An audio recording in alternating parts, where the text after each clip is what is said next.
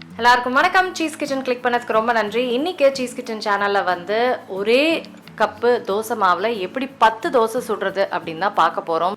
இந்த அளவுக்கு மாவு இருந்து எப்படி இந்த அளவுக்கு அதை கொண்டு வரது அப்படின்னு தான் பார்க்க போகிறோம். இதில் பார்த்தீங்கன்னா கிறிஸ்பியாக நீங்கள் வந்து 10 தோசை சுடலாம், 10க்கு மேலேயே ஆக்சுவலாக சுடலாம்.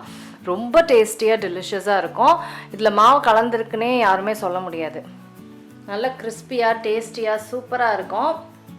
எப்படி செஞ்சேன்னு பார்க்கணுங்க. மறக்காமல் சீஸ் கிச்சனுக்கு சப்ஸ்கிரைப் பண்ணுங்கள், லைக் பண்ணுங்கள், உங்கள் நண்பர்களுக்கும் வீடியோ ஷேர் பண்ணிவிடுங்க. இப்போ வாங்க வீடியோக்குள்ளே போகலாம். இப்போ நான் சொன்ன மாதிரி 1 கப்பு தோசை மாவு எடுத்திருக்கேன். ஸோ இப்போ இதில் எப்படி 10 தோசைக்கு மேலே சுட போகிறோன்னு பார்க்கலாம். இப்போ இதே மாதிரி 1 கப்பில் வந்து அரிசி மாவு எடுக்கிறேன். அப்புறம் 1 கப்பு கோதுமை மாவு. இதுலேயே வந்து பெருங்காயம் ஆட் பண்ணுறேன். அப்புறம் உப்பு. இப்போது இது எல்லாத்தையுமே வந்து தண்ணி சேர்த்து நம்ம நல்லா மிக்ஸ் பண்ணிக்கணும்.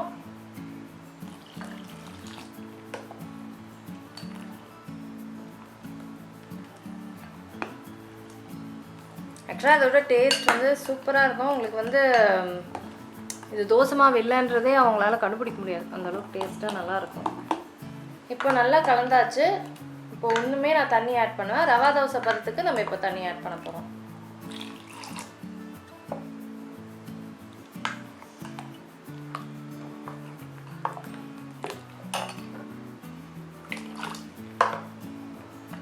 ஸோ இந்த அளவுக்கு நம்ம வாட்டர் ஆட் பண்ணிக்கிட்டோம்.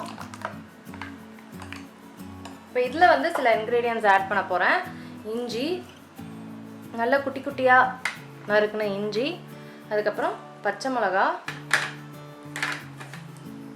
கருவேப்பிலை, நல்ல குட்டி குட்டியாக கருவேப்பிலை, நிறைய கொத்தமல்லி. இப்போது இது எல்லாத்தையும் நல்லா மிக்ஸ் பண்ணிக்கலாம். ஸோ இனிமேல் பாருங்கள், சூப்பராக நம்ம நிறைய தோசை சுடலாம். இதில் 10 தோசைக்கு மேலே நம்ம வந்து ரவா தோசை பதத்தில் சூப்பராக டேஸ்டியாக நம்ம சுட முடியும். வாங்க சுடலாம். ஸோ தோசை கடாய் சூடாக இருக்குது.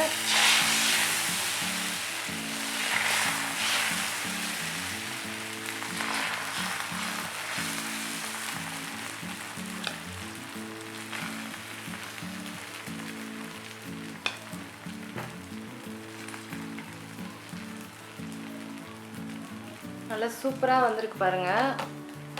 ஸோ இது வந்து நல்லா சூப்பராக வந்திருக்கு பாருங்கள். இது வந்து நல்லா மொறுன்னு ஆகிற வரைக்கும் நம்ம குக் பண்ணணும். நல்லா சூப்பராக மொறுன்னு ஆயிடுச்சு.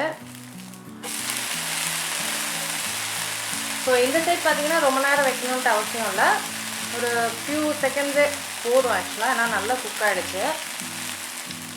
ஸோ சூப்பரான தோசை ரெடி ஆகிடுச்சு. எவ்வளோ கிறிஸ்பியாக சூப்பராக இருக்குது பாருங்கள்.